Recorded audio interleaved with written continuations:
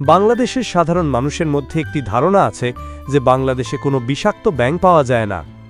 আজ আমরা বাংলাদেশে প্রাপ্ত প্রথম বিষাক্ত ব্যাঙের একটি প্রজাতি গ্রিন ক্যাসকেড ফ্রগ সম্পর্কে আলোচনা করব।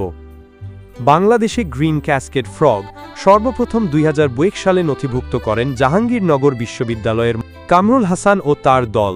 বারৈয়াঢালা জাতীয় উদ্যানের পাহাড়ি ঝর্ণা সমৃদ্ধ অঞ্চল থেকে এই ব্যাঙ প্রজাতি খুঁজে পান তারা।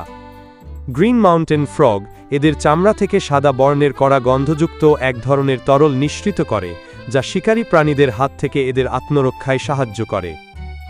মানুষের ক্ষেত্রে এই তরল চামড়ায় লাগলে অ্যালার্জিক রিঅ্যাকশন হয়, চুলকানি, লাল হওয়া, ফুলে যাওয়া ইত্যাদি প্রতিক্রিয়া দেখা দিতে পারে। বাদামি দাগযুক্ত গাঢ় সবুজ বর্ণের ছোট থেকে মাঝারি আকৃতির এই ব্যাঙটিকে সাধারণত পাহাড়ি অঞ্চলে খুঁজে পাওয়া যায়।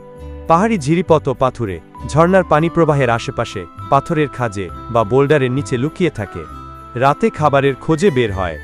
জলপ্রপাতের আশেপাশে এদের উপস্থিতি সবচেয়ে বেশি দেখা যায়। পূর্বে এদেরকে মায়ানমারের এন্ডেমিক প্রজাতি বলে গণ্য করা হলেও বর্তমানে থাইল্যান্ড, ভারতের উত্তর পূর্ব অংশে, মিজোরামে এদের উপস্থিতি লক্ষ্য করা গেছে।